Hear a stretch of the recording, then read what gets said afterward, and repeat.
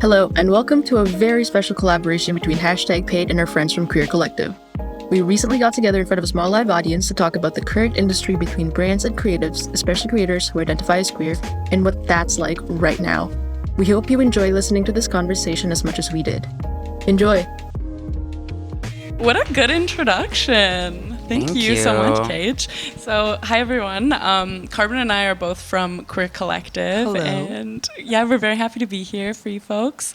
Having y'all as a live audience is super fun. It's our first time doing that. Yes. So yeah, I guess we'll jump into it and Let's give it over to Kain. Thank you. So before we dive in, we're just going to give like a little history lesson on the origin of the word influencer. So the word influencer has actually been used in the English language since the mid-1600s, and for most of its existence in the language, it's been used to broadly refer to someone or something that has the power to alter the beliefs of individuals, and as a result, impact the course of events. In the last few years, it's actually become more of a job title for a person who has the ability to influence potential buyers of a product or a service by promoting or recommending it on social media. I'm Kain. I'm a public speaker, I'm an educator, and I'm a creator, and I'm here with Emily and Karbon from Queer Collective, which is a nonprofit organization centered around creating accurate and positive representation of the entire queer community. Big job. With a focus on uplifting local queer artists. And today we're here with #Paid and a beautiful in-person audience to talk about the responsibility of being an influencer in these times. So I think a good place for us to start would be to give us a better sense of Queer Collective, and can you share a little bit about what sets you apart from other nonprofits and how the original meaning of the word influencer holds true for the work that you do? Yeah, that's a great question.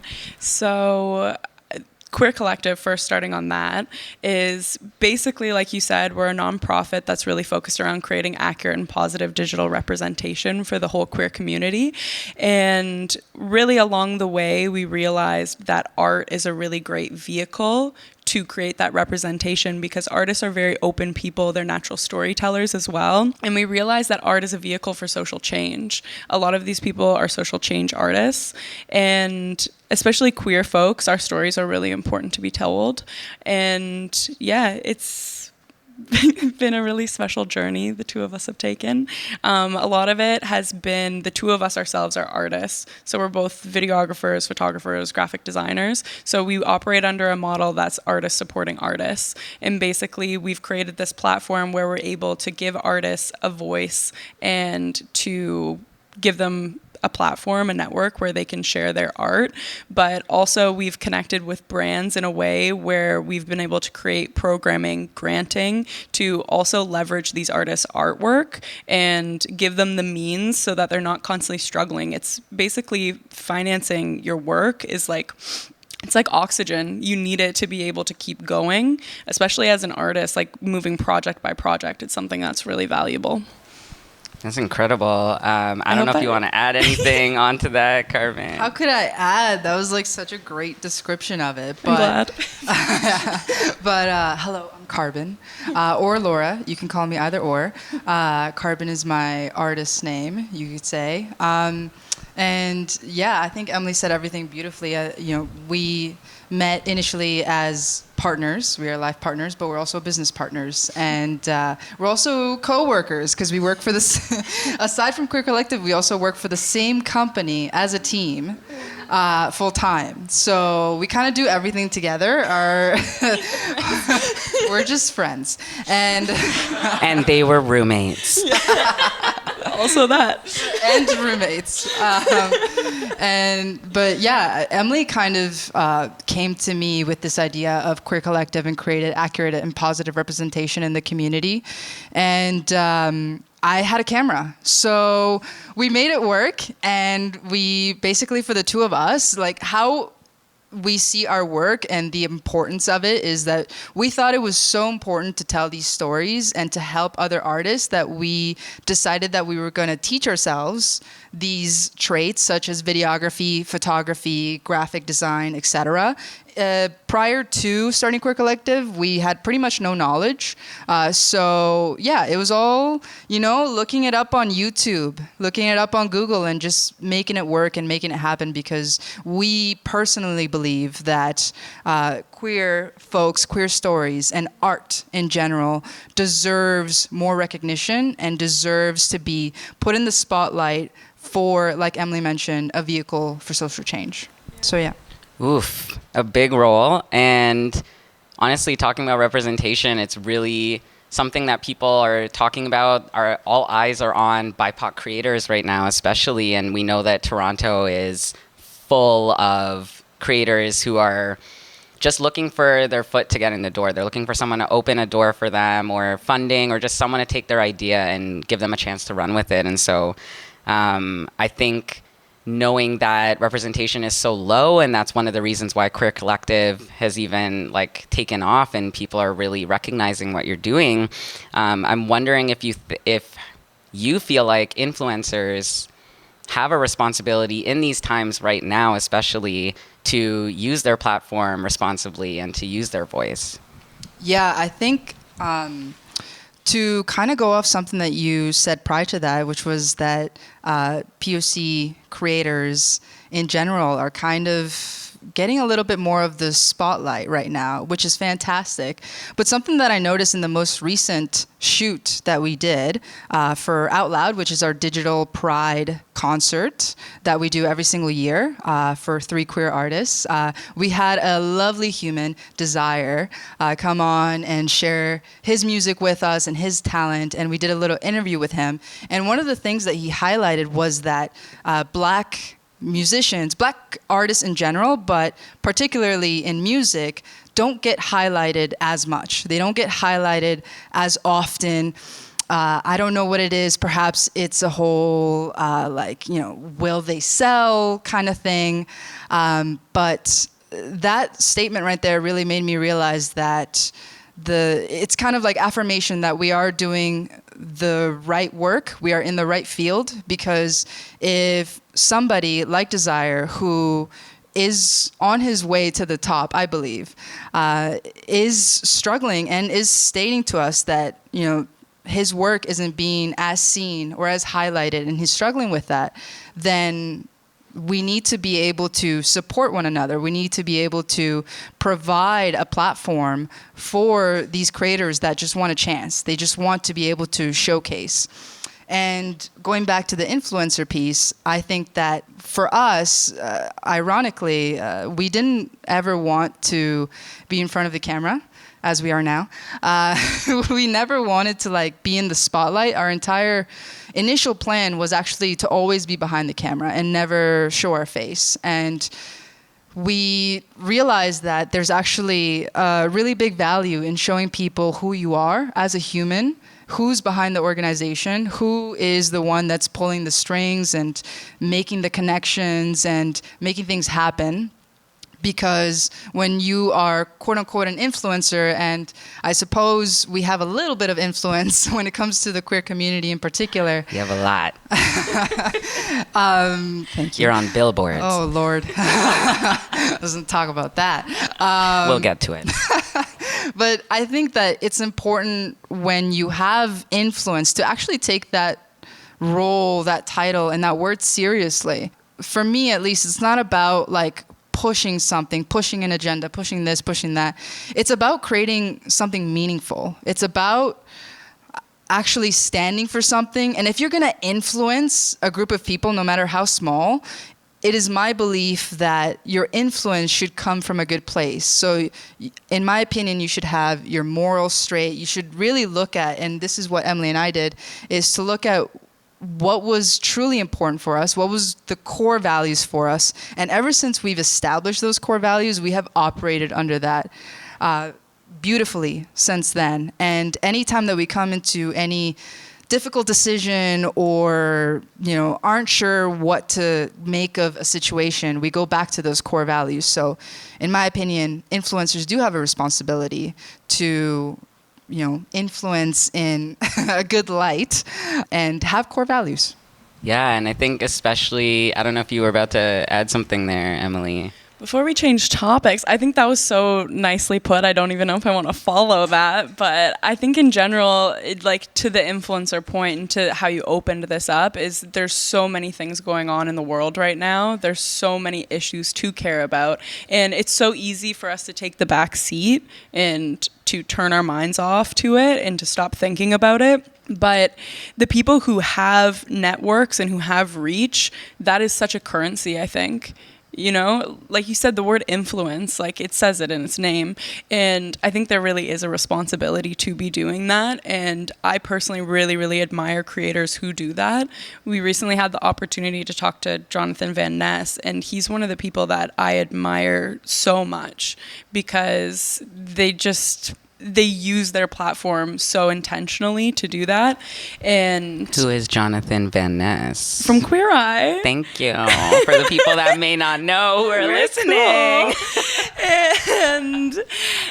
But I think they're such an incredible person, and I really, really do admire people like that. So I think one thing to do as a creator is to look to people who you admire, who are standing for something, and think about what's important to you. Specifically for us, of course, in proximity, queer issues are very, very important to us. But for everyone else, it might be something different. It's what speaks to you. Well, to that point, you just bringing back a memory of a video that one of the first videos I think that we shot. It was with Dexter, the Brazilian drag queen, and she mentioned in that video, as a drag queen, she mentioned, everybody has a cause.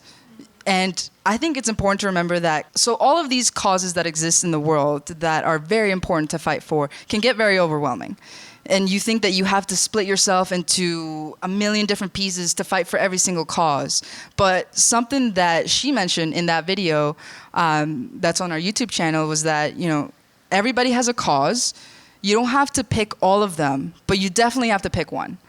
And it is your responsibility as an artist to stand for that cause and to give it the highlight and use your platform for good.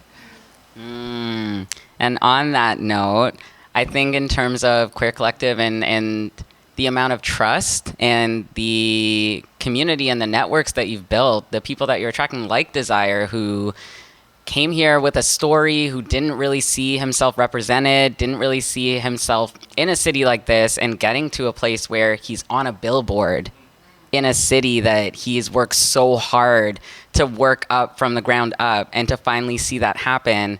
And what it took, was a whole team of people and a whole village behind him, but for Queer Collective to partner with Desire and to make that happen and to give him a chance, knowing that he's coming with all of that expertise and has built his own business essentially from the ground up, running his marketing, running his music, while also doing admin and all of this stuff. And what you came in and did is kind of take some of that, added some ease to his life, take some of that burden away and actually give him a chance to just be an artist.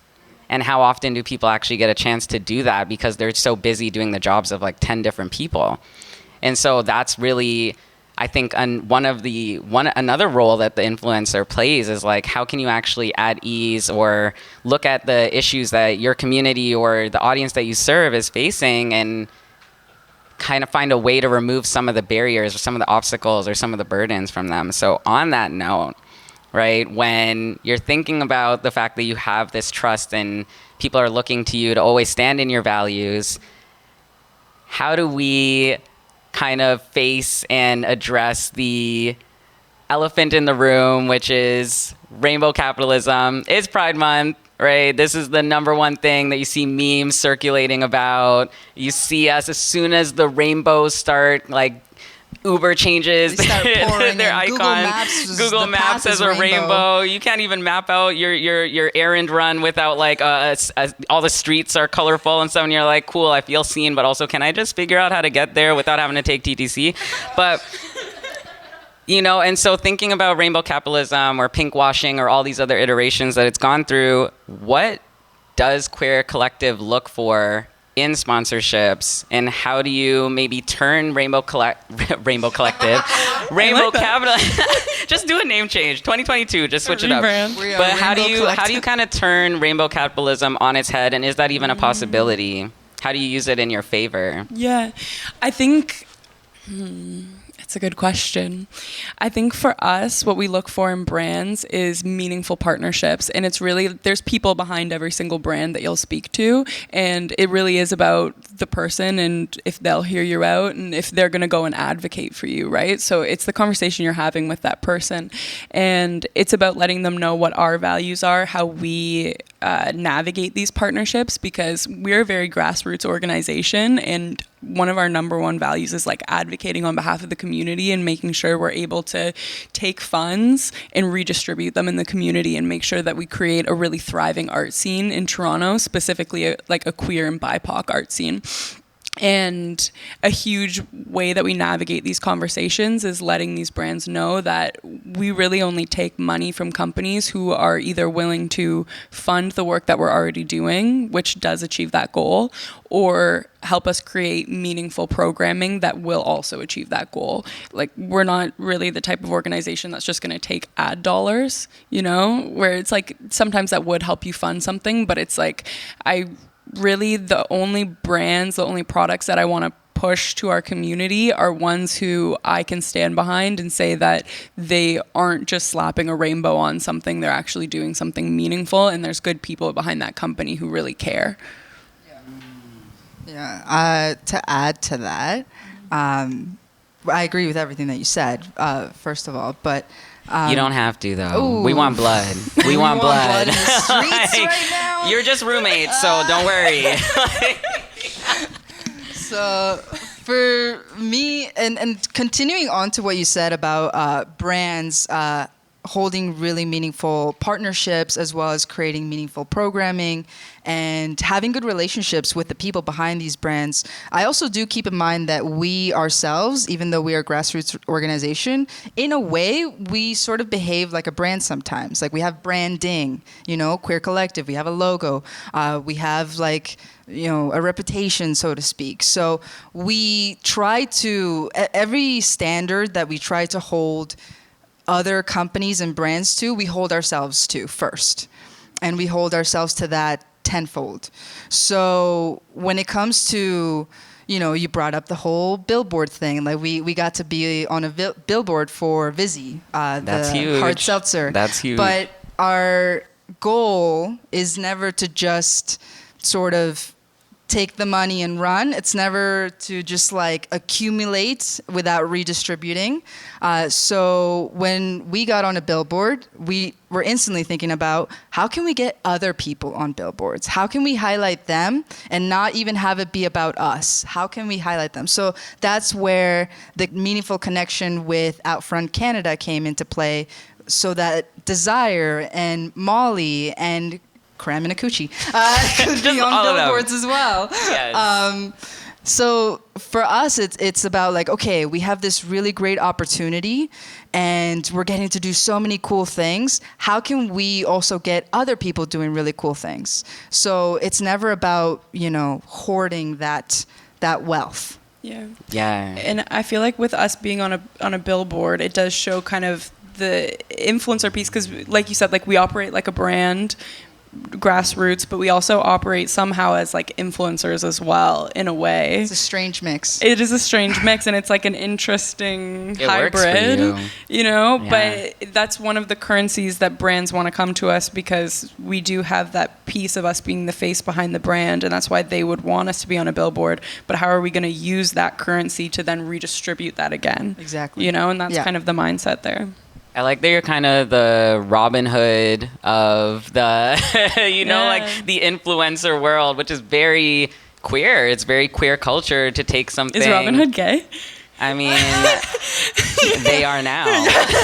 like, but you know what I mean? Taking something, using your face, right, to kind of like lure in these not lure them in like in a negative sense, but you're like, come hither, come work with us. And then you're like, psych, we're actually going to funnel this money and these opportunities back in the community, which is the bare minimum. We've been asking people to do that since all of, these political movements that have popped up, and most notable 2020, right? We're talking about Black squares. We know Black Lives Matter took over, and that really like brought activism and advocacy and what an influencer, what role they can play in society. Like it brought that to the forefront. And so you're really, taking that and running with it and actually doing what we're asking people to do. And so before we move on though, I would like to hear how kind did of you know I was your, I sensed you were going to move on, but I wanted to hear kind of your perspective on the brand piece, because you yourself are also a public speaker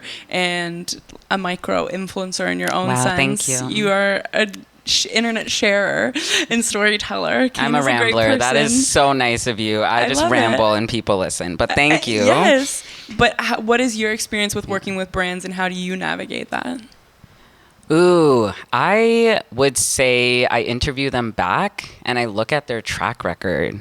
Because something like we're talking about rainbow capitalism, we know that, they come in and it's almost like they're in like a teenage phase or something. They're like 30 days of going through a phase. They're like, yeah, we love you. We celebrate you. Like, we love the hi gay.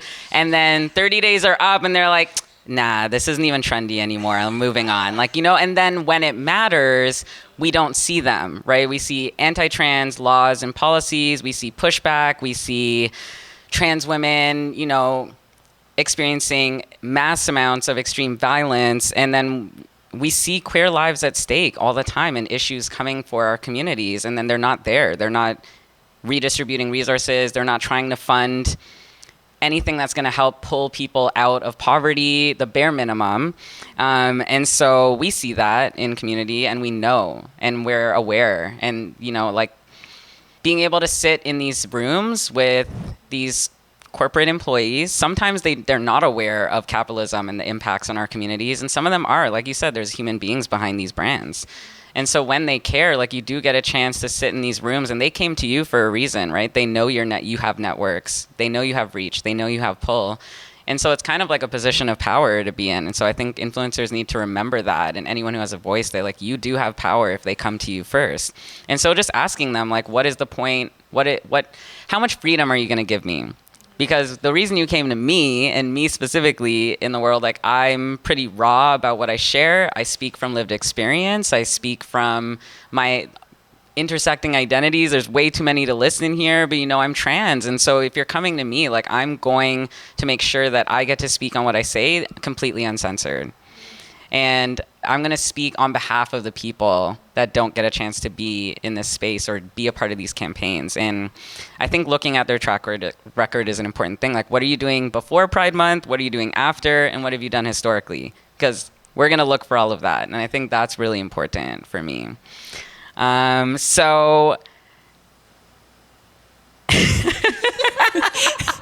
you. That was going to happen at least once. Thank you for your answer. Thank you. I had a brain blank. But, I'm thinking about what does it look like when you don't have control of that situation, and when rainbow capitalism kind of rears its ugly head. And I'm thinking about the one time that I didn't do that. I didn't check my source. I didn't check back into the community, and I had no idea what I was walking into. So I got a call back for a commercial. It was for, I don't want to name names. I'm like, do I want to shade people right now? It is Pride Month. I can get away with it. But it was a very popular cracker brand. Just think of the one you grew up eating. I'm not going to tell you, but so I walk into the Zoom call back, and I'm in the room with a bunch of other amazing queers. I recognized we were all kikiing. We were like, that's amazing. No idea what we're walking into. That's the first for me. I usually get, a sense of what the scene is or what we're going to talk about. They didn't give that to us, and that was already kind of like a weird moment for me. It was, okay, maybe you're busy, maybe they're unorganized. We walk into the scene. It's a bunch of cis men, and they're sitting there and they're like, okay, did you get the script? Do you know what's happening? And I'm like, no, we've asked multiple times and no one's telling us what's happening. Just to give you a little more context, it was a bunch of trans people in this room. And I get in and they're like, okay, so here's what the scene is. You're going to have a woman in a bathroom with you. You're using the bathroom. And a woman's going to tell you that you have to leave because she's uncomfortable that you're trans in the bathroom. And she's going to be saying, she's going to be trying to push you to leave. She's going to be trying really hard to make you uncomfortable. And you can't say anything. We want you to act out how you would react. Stay calm. That was their wording. Stay calm. And try not to let her get to you. And they didn't think to let a bunch of trans talent, especially another trans woman who was in the room, giving us a heads up before that point. That was already just like, it blew my mind that they didn't think to even just give us a little like soft intro to it. And so they did the scene, and afterwards there wasn't even like a sense of humanity or a little check-in like, hey, are you okay? Like we can pause at any point. Nothing. So we all did it. We left, and immediately all of us were texting each other like, did you have to do that scene? Like, did you know about this? Like, did they? Didn't think to tell us that. And so my thing coming out of that, one of us emailed them, tore into them, you need to consult with community. You could have asked people, you could have checked in, like who approved this? And my biggest takeaway was, what the heck does crackers I was about to have ask. to do with transphobia? Did you ever find out? I never found out. I haven't even seen the campaign. I don't even know if it made it to the public domain because they may have been so ashamed. When I tell you the person reading the lines couldn't even look me in the Zoom camera eye. Okay? Couldn't even look me in the eye because they saw my reaction when they told me what was happening. And I was like, this is not even okay. Like, you're not even a human rights organization. You're a crackers company. Yeah. And I was supposed to eat crackers at one point. They were like, if you get In booked, the are you bathroom? comfortable? They were like, are you okay? Not in the callback, but they were like, if you get booked for this, are you comfortable eating crackers? I'm like, I'm gluten intolerant. I guess I'll eat crackers for a cause. Like, what? Not for transphobia in the bathroom.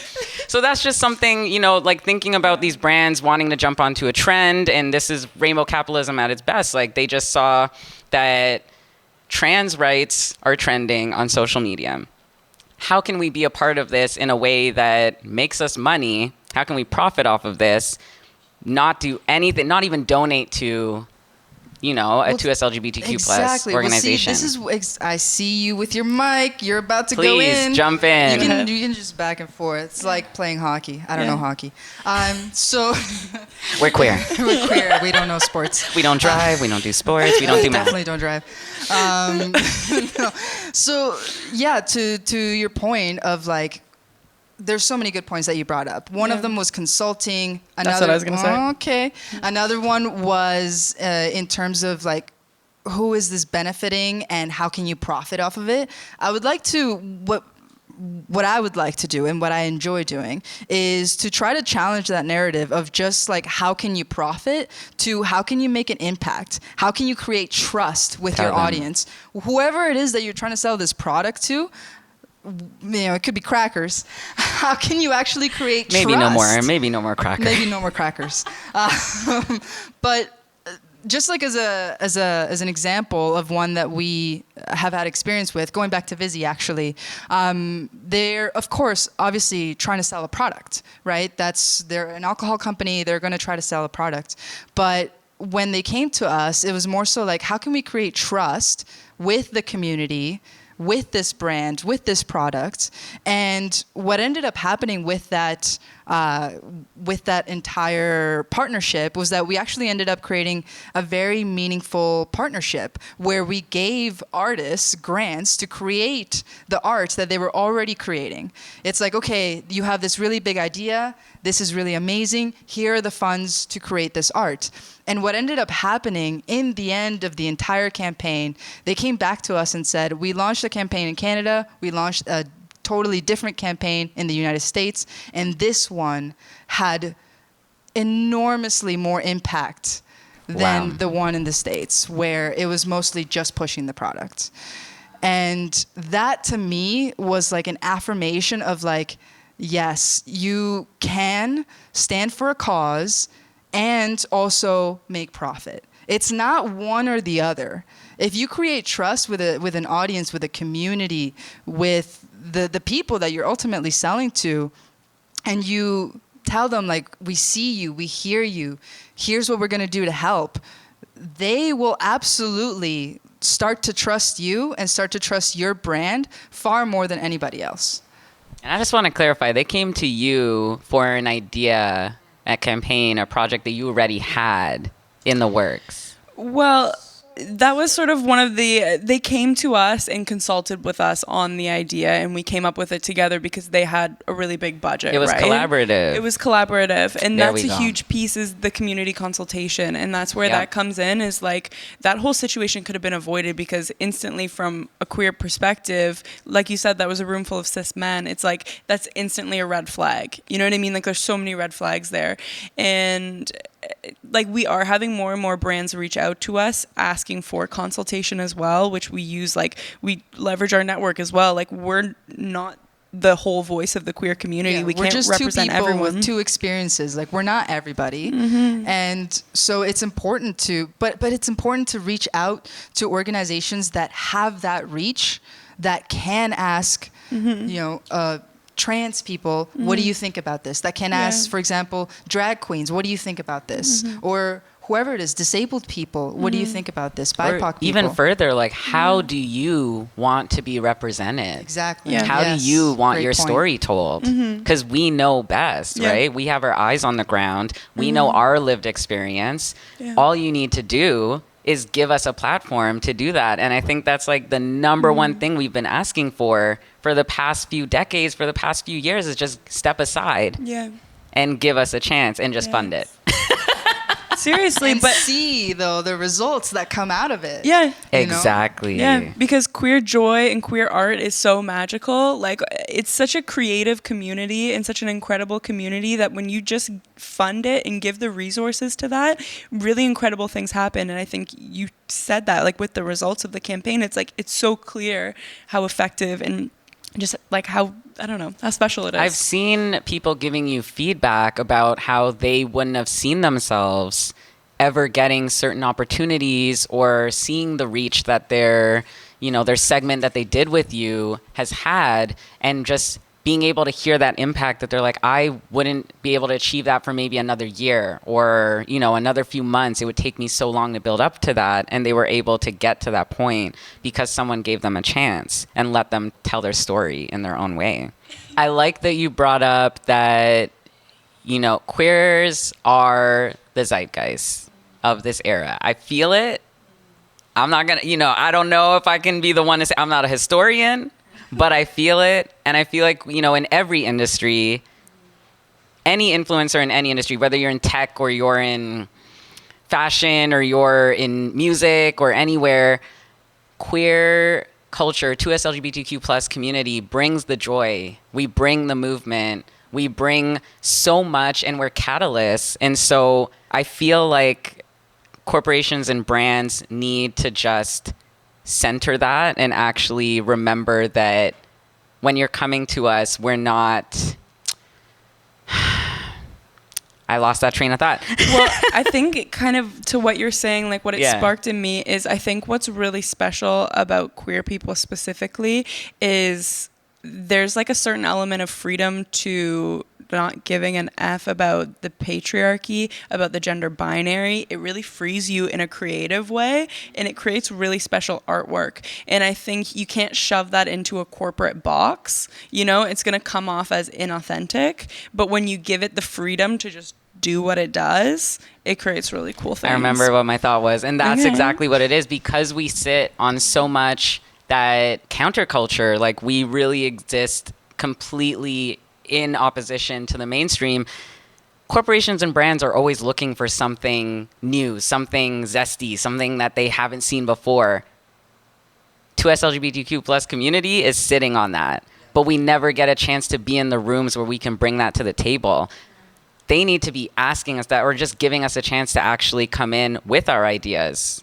Come in prepared. We let us present that. Don't come to us with ideas or limitations, or like, you need to do this. Like, yeah, sure, we can have your brand, your logo and stuff on that, but really come in with the intention to center the fact that we're going to bring something new to the table. You just have to Yeah. trust us. Yeah, You know? exactly. The trust and like listening as well. I Yeah. think that's a huge piece. Yeah, there's authenticity, and there's authenticity in collaboration, and within authenticity, there's power. Like strongly believe that there is a lot of power in authenticity, and collaborating with, a brand, with a grassroots organization, or somebody that really knows their stuff in whatever community that you're representing. That collaboration is so important. I think it's very important not to sort of, wash away all of the genuine bits of if we're talking specifically about a queer collaboration, is not to be oh yeah, that's nice, but can you do this instead? Or I already have an idea.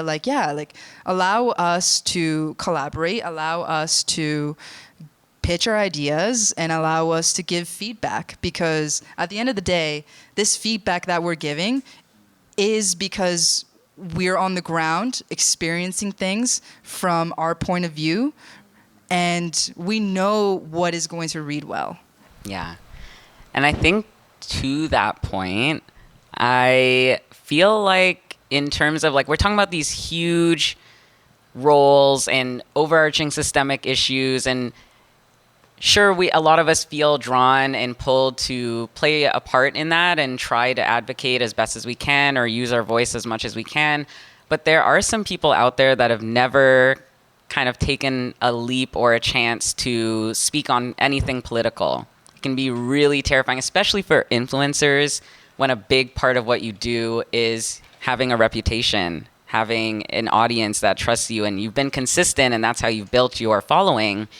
And so when it comes to asking people to take on a little more responsibility, to use their platform really intentionally, some people really hesitate to do that. Mainly, and this is, we've talked about this, losing sponsors, losing opportunities because they're vocal about their identities or their politics and those kind of things. So I'm wondering maybe how you've found a way to address that, or have you ever considered that? Have you ever been worried about being too vocal, being too queer, and losing sponsors because of that? Yeah, that's a good question. Do you feel like you know what you want to say for this one? If you want to go first. That's a wonderful question, and I need a sip of water. Okay. For us, we went into it not thinking that anyone would want to sponsor us. So we just said whatever the F we wanted. And then we're surprised when people wanted to sponsor it. But what I learned and what I realized throughout that process is that if you're being authentically you, the right energy that you're putting out, you're also going to attract that in, and that's the right brands are going to come to you. You know what I mean? You're not going to be wanting to work with someone who isn't going to be in alignment or isn't going to be okay with you speaking your truth, So, and you standing up for what you believe in. So yeah, you might lose some people, but you're also going to gain new relationships, and it might take some time. There might be a weird overlap, but I think honestly, in the end of it, what feels right in your body is being authentic to yourself. And that's what I prioritize. Yeah. And I think that something to keep in mind is in terms of being unauthentic and standing for absolutely nothing, how long can that last?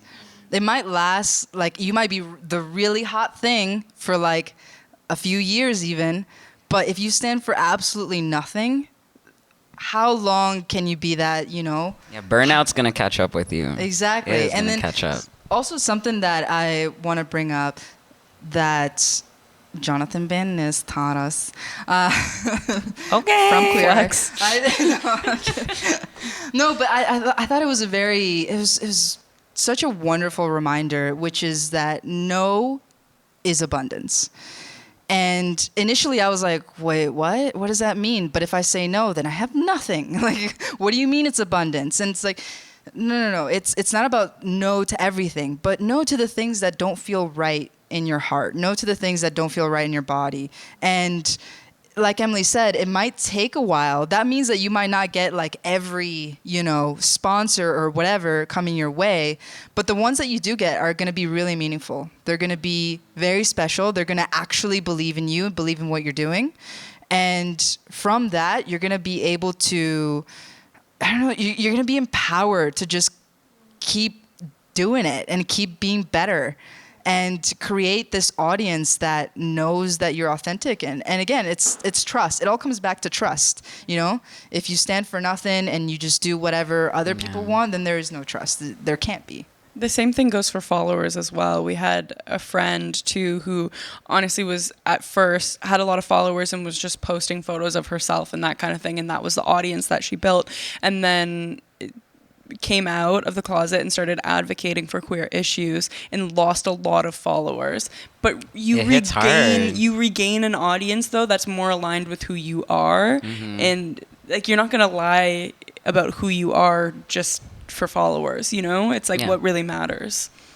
Yeah, and I guess in terms of thinking about 2S LGBTQ plus creators, loss is not new to us. Like we're very used to losing. And so in terms of being an influencer, I feel like these are things that have run through my head too. Is like, okay, are my politics going to get too raw and intense for people? Am I going to start to lose followers? I just stop looking now. Yeah. Because the thing that you notice too is that whether it's the algorithms or, people's mood of the day, you're going to lose and gain followers all the time. That number goes up and down. I just stop looking at it.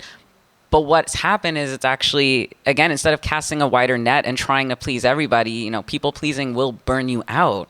Getting specific and narrowing down, like, who do I actually want to talk to? Who do I want to reach? And how do I actually express from my values and from my ethics? Because those are the people that I want to find. I want people that connect to that. And that's only attracted the best possible opportunities and gigs. Like, I'm on my soon-to-be 4th segment with Cityline, and that has been the most freeing and unexpected, nourishing experience for me because I've had so much freedom with them. They have never once said, okay, you're coming on and this is how we want you to talk and this is what we want you to cover and this is what you can and can't do. It's actually been like, hey, I believe like we came to you because we see that you're putting out things that people are responding to, and it's really tapping into a sense of humanity that people need right now.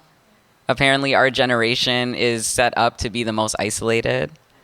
And I think what people need right now is someone reaching across the void to actually reach them and to see that representation of QT BIPOC people speaking to people in living rooms and places across this country who wouldn't be able to see a Black trans person in their neighborhood, right? And Cityline understands that, and they want people to have that. And so that's what's happened. And instead of me trying to put out content and be consistent and be posting all the time and worried about like quantity over quality, getting specific, scaling back, slowing down, doing my research, and listening and paying attention to what community wants and less about what I even want. That's actually brought the opportunities that have been long lasting, clearly, and are continuing to attract people that want to hear my ideas before they even speak theirs. Yeah. And that's been the number one thing I can tell people is like, choose yourself, center your voice and center your values and your ethics. And that's only going to give you the creative freedom that you're looking for, which as artists, I feel like that's what we want.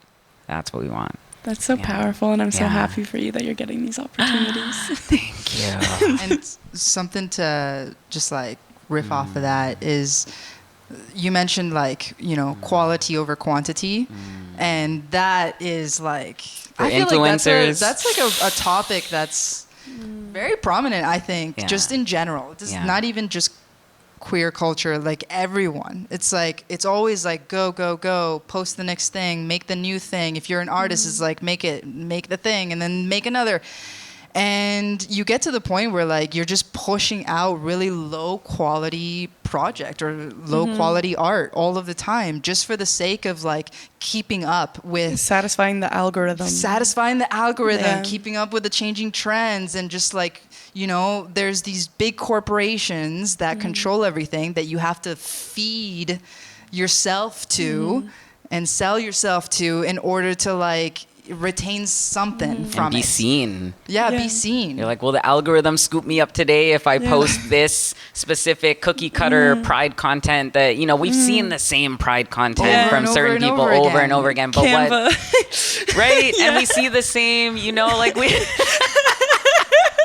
you know, right? But also like we see the same Target launch of the rainbow washed clothing, Yeah. the same fashion lines are launched, Yeah. and you know, like we see the same thing every year. And what's actually interesting is when you see people kind of taking it a step further and giving us something unique that like bring your story into it. Yeah. I want to see intersecting identities and people that aren't like what I'm used to seeing in like I Yes. want to see my community reflected Yes. in every single space, in every single platform, and that's what we're looking for. I think people are bored.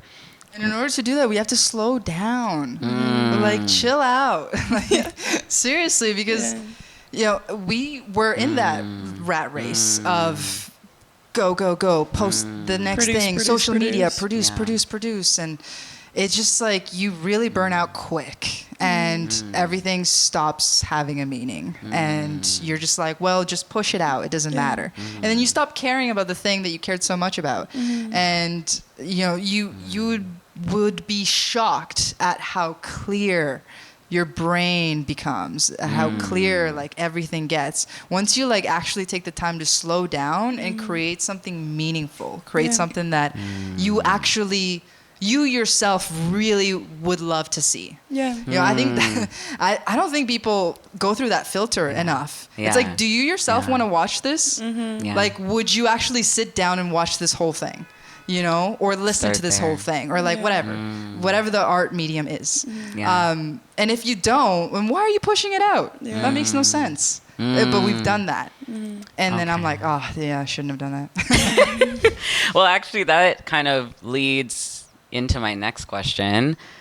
I think we've touched on a few things that people can consider, but, you know, maybe as more of a concise thing, like if someone listening is interested in applying a similar model to what Queer Collective has done, because it's clearly working for you and you've clearly tapped into a place where like you don't have to sacrifice your heart space and why you do this and yourselves in the work that you do, how would you recommend people start? I think it's kind of what Karbon was saying in the beginning of how we started Queer Collective was so important, and it was sitting down and outlining your values. You know, before you start anything, like setting your intention and understanding what your values are together or alone are so important, and sticking to that and making sure almost all the decisions you're making, you're touching in with those values, you know, and advocating for the things that really matter most to you. And I think it just flows naturally when you stop centering a brand and centering how marketable you are and start, rather than that, start centering your own identity, your own story in what you're doing, because that's when people are going to connect most to you. Yeah. Yeah. Thoughts? Ooh! Dang. Just kidding. Can you tell they've been roommates for a long time? Cosign? Yeah. Yeah. You No. said it all. I think that that's the most important thing, is setting your values, honestly. And then that's how you set the company or organization or just yourself, like how you want to be and how you want to be seen in the world. You know, I think that, you know, I don't really care what people think in terms of people who don't know me. But people who I know and who I love, I care a lot about what they think, because that's a reflection of who I am. You know, the people that are closest to me. They hold you accountable. Exactly. Yeah. So I think that, yeah, you need to set your values, set your goals, and live everything in that way. Yeah. Right? Yeah. Live like your business in that way, your friendships in that way, all your relationships. So it's really important. Yeah, and I think also, like, if I had to add anything to that, like, don't be afraid to use rainbow capitalism in your favor. Like, again, Robin Hood the heck out of it. Like, take that money. Gay Robin and Hood. Use it to create time and space to slow down for yourself, to be able to actually think about why you're doing it, check back, and be able to think about, like, how do I celebrate my team? How do I celebrate the people that got me here? and how do I make sure I celebrate my community? And that's like a really powerful place to be. That And is a keep giving situation. back and passing down, like pulling Yes. people up as you go. Like every opportunity Yeah. you get, who Take can you people pull with up you. with Yeah. Take you? people with If you you. run into a Yeah. situation where you know, you have this opportunity, maybe it's like a lot of money or whatever, and it is like at its core just rainbow capitalism. Sometimes, depending on the opportunity, you just gotta take the money and run. Like, take the money and then do what you actually want to do. Exactly. You know? Like, find the means to continue on with your journey, with your queer joy, with your projects. Yeah. No, that's honestly the best thing that I think, like, someone gave me that advice at the top of me starting my freelancer stuff in the pandemic. Like, it was just, yeah, don't be afraid to take the money and do something ethical with it, Yeah. right? So on that note, I think as we wrap up, I want to end with a little sneak peek of what's coming up for Queer Collective, Cute. if possible. You know, what do the next few months look like for you, and where can we keep up with your work? Yeah. Do you want to take that or do you want me to? So right now what we're working on is, this is a really huge month for us. Of course, it's Pride Month, so this is where a lot of our programming comes in. So right now is our Out Loud Pride Performing Arts series. So those are 3 digital concerts that are on YouTube. One of them's released and the next 2 are coming this Thursday and the Thursday after. By the time you're watching this, it might already be out. And then beyond that, we're throwing events all month. We're doing a huge gender bending queer prom. But beyond Pride Month, beyond, we are working on a short film that actually features Kain. Hi. which is really cute. But it's called Turning Heads, and it is really looking at hair as... Sorry, it's exploring gender identity and queerness through hair. You got there. There you go. It did a thing. But it's exploring that, and we took 9 different queer folks and gave them fun makeovers that were a surprise. And Kain, I think you liked yours. Did you like yours? I mean, I don't even look like the same person right now, so you should definitely watch it if you want to see a switch up. Yeah. Just saying. But we did interviews as well. It got really emotional, very heartfelt, I cried and very multiple joyful. times. Yeah, but it was really beautiful. That's what's coming up for us. Also, like, very much live music as well. That's always going to be happening on our channel, and our podcast is coming back. Our podcast is coming back. Yeah. Woo woo! We This love is to hear probably it. one of the episodes. Yes! Yeah. So yeah, that's what we got on the go. You said it all. Tell us about you, though. What's coming up for you? What you got on the go? Well, you can find me and my ramblings at Kain Nathaniel on Instagram only. That was an intentional choice. I actually scaled back. I deleted well, I didn't really delete it. Just disappeared off all other socials and said, I'm going to track data on one platform. And what's coming up for me, Cityline. I'm really excited. This month is always my busiest as well. So I have an interview coming down the pipe. I have Turning Heads coming out. And, oh gosh, that's the Trini coming out.